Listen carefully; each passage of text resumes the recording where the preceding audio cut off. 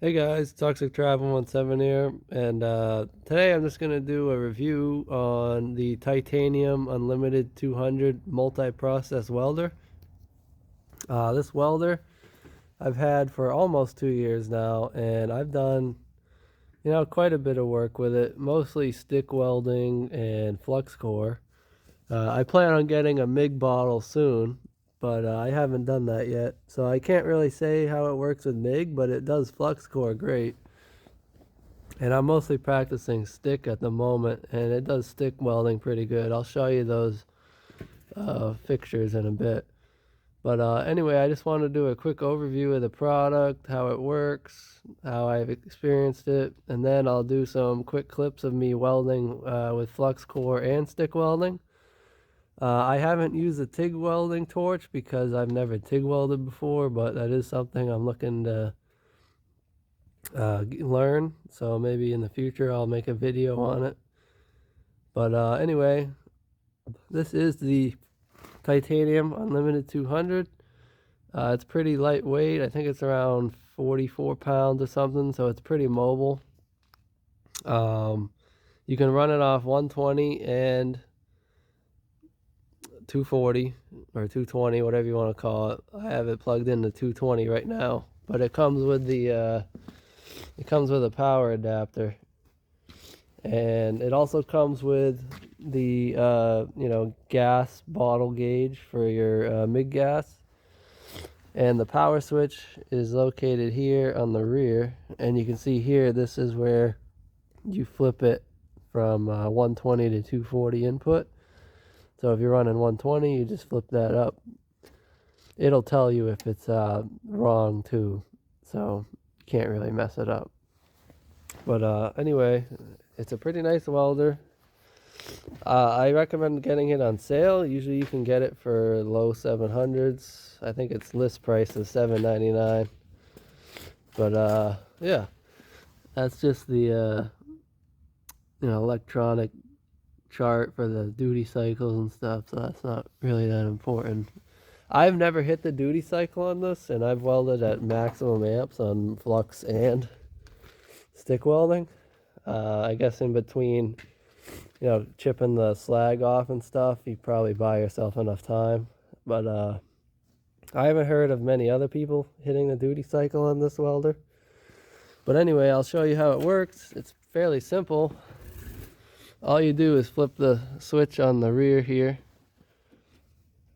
Flip it to the on position. All your lights will come on, stuff like that.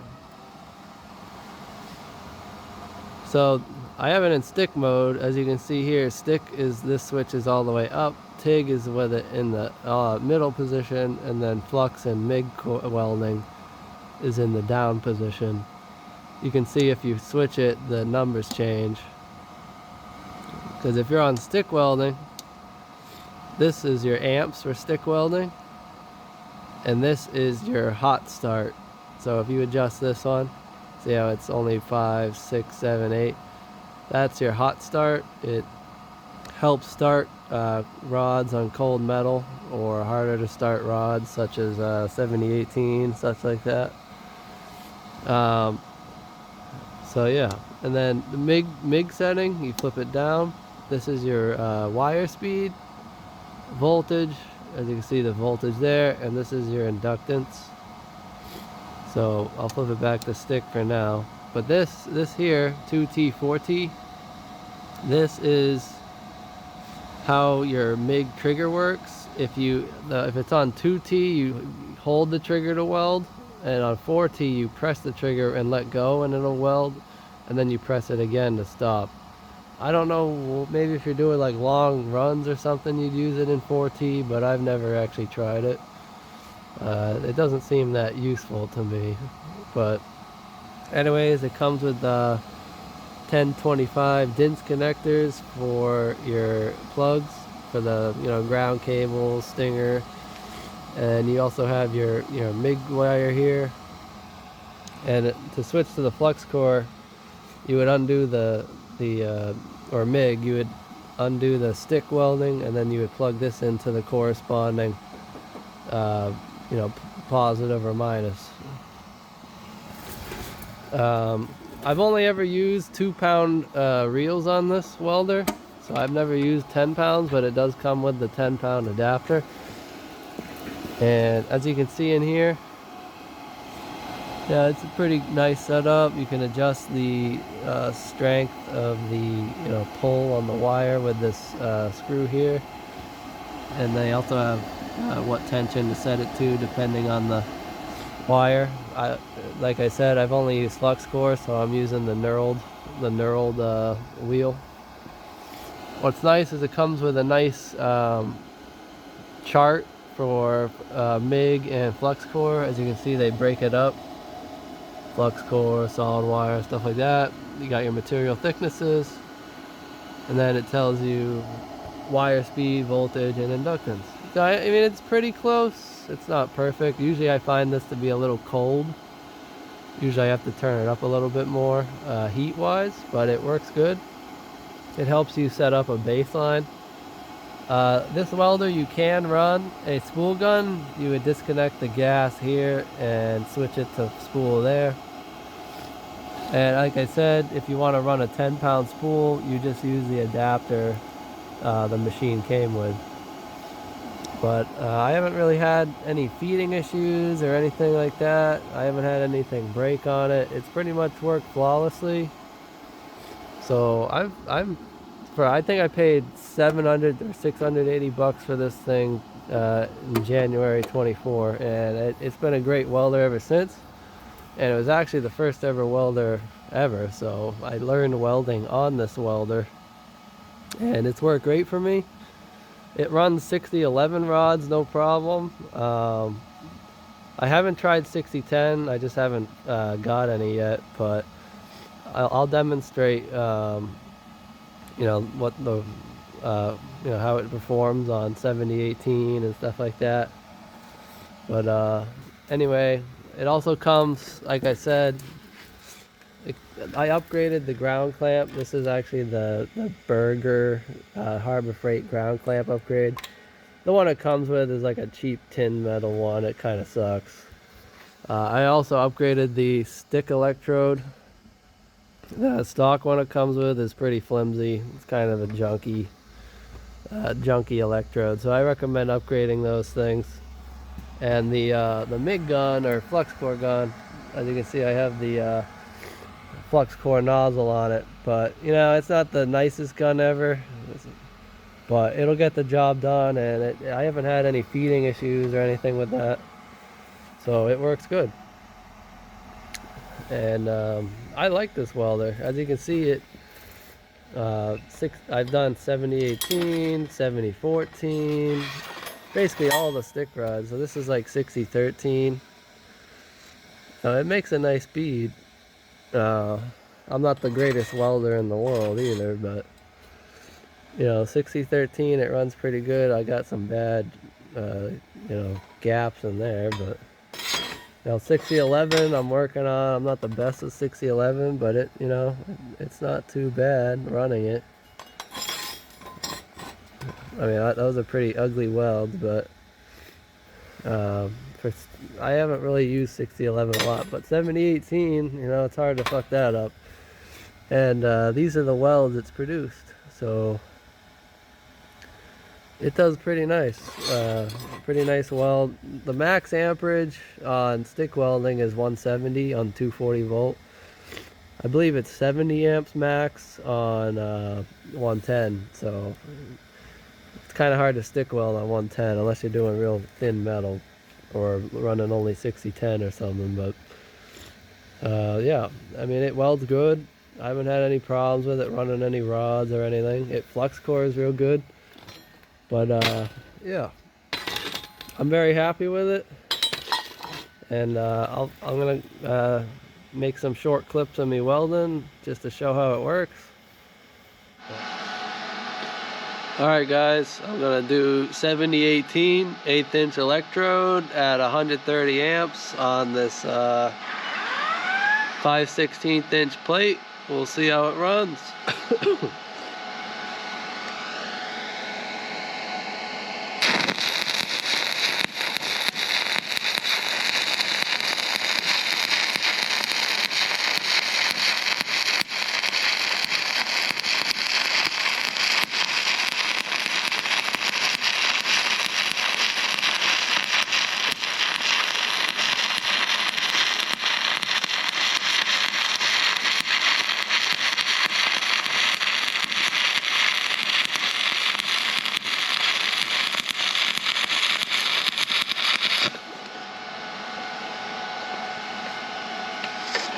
a little cold in the building, but the metal will get warm.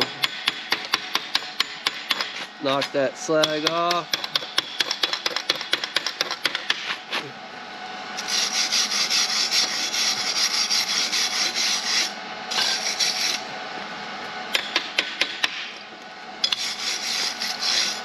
As you can see, here, I'll show you. Runs a pretty good bead.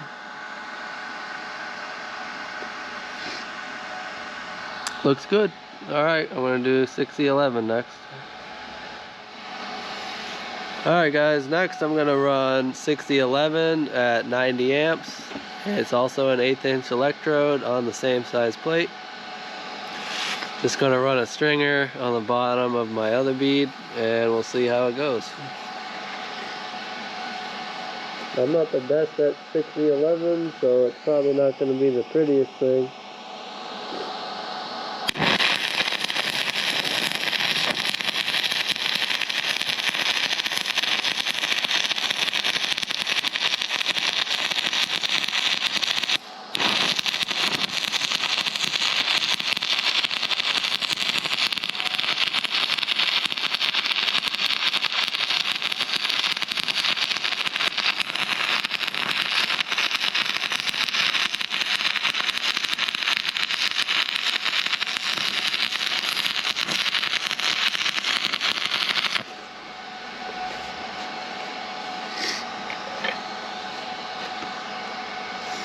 Alright, I have to get my wire wheel because this thing is always messy.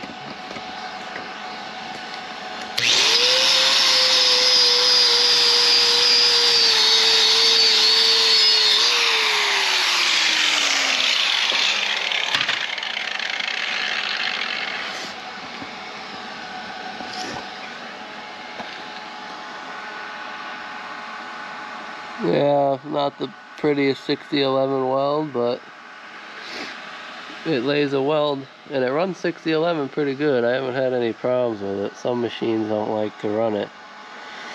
So I haven't tried 6010. I know 6010 is harder to run, but maybe I'll make a video on that soon. Next I'm going to do 6013. Alright guys, for the last stick rod I'm going to show will be a 5/32 6013. I'm going to run it at 130 amps and we'll see how it lays a bead.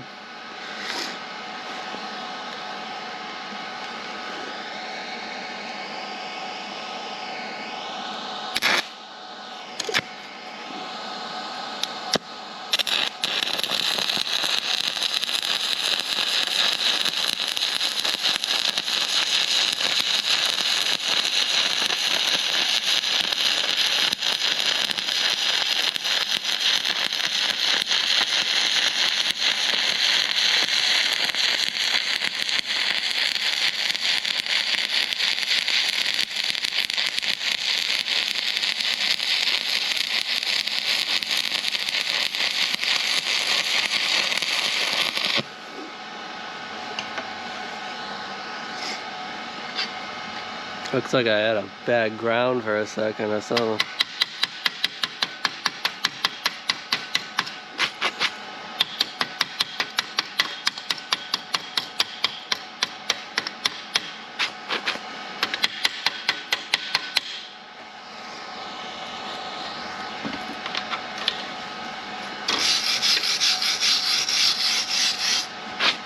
This thing, for what you pay, this thing welds pretty nice. Here, I'll show you what it looks like. No porosity. Nice weld. I've seen it runs pretty much every rod pretty good. So now I'll show you the flux core and that'll be the end of my tests. Alright guys, next we're doing some flux core. I'm doing it in the same size plate. Just gonna run flat beads on the plate. I'm currently running a 280 wire speed with 19.5 volts. I already ran some test ones. It looks okay, but I haven't flux cored in a while. I'm so used to stick welding, it's kind of weird. But anyway, I'm gonna do some right now.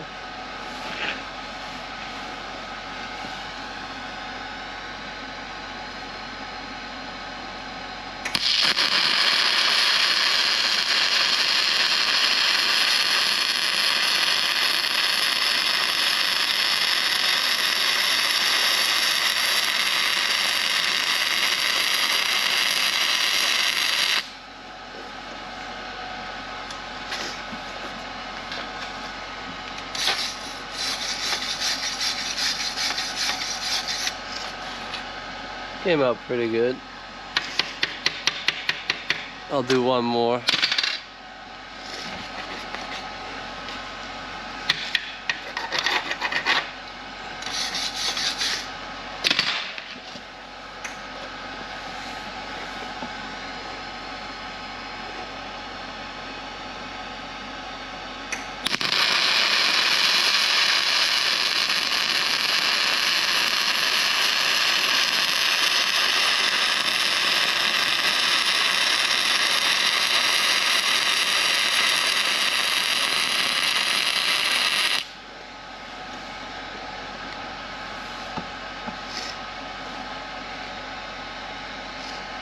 I think I messed up the angle of the gun on that one, but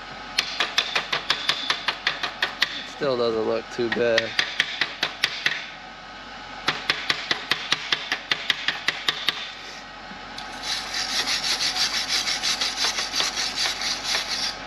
Clean it off first. Well guys, I decided to run 2 more beads off camera because the ones I did were kind of ugly, but they didn't come out too bad at 19.5 volts. You know, they look pretty good, minus that one with porosity in the middle on the third one, but flux core is pretty easy. I've been used to stick welding for some reason. I can't do it perfect right now. But anyway, I mean, this welder works good on anything really. Obviously, I haven't done MIG or TIG, but I'm sure it works just as good. MIG probably make even better welds. But I highly recommend this welder. I've had it for almost 2 years now. It's never let me down. It's always worked. I haven't had to fix anything on it. The only thing I did was upgrade the ground clamp and the stinger for the stick welder, but other than that, this welder's worked flawlessly. And for the price, for a multi-process welder where you can do stick, MIG, flux, and TIG, I don't think you can beat it. You know, it's pretty simple. It doesn't have any crazy like settings like arc force or anything. It is nice that it has hot start, so it can help start those harder to start electrodes, but other than that, it's a pretty basic welder. I mean, I'd say it's worth it for $7.99. So if you can get it on sale, even better. That's what I did. I think I got mine like 15% off, but Harbor Freight always has a sale if you're an ITC member or something like that, so you can probably cash in and get a good deal. But yeah, it's done everything I've thrown at it. I've welded dump bodies with it, excavator thumbs with it. You know, I've practiced just on scrap metal with it, and it works good. If you're looking for a welder, highly recommend it. Anyway, I hope you guys enjoyed watching the video, and thanks for watching.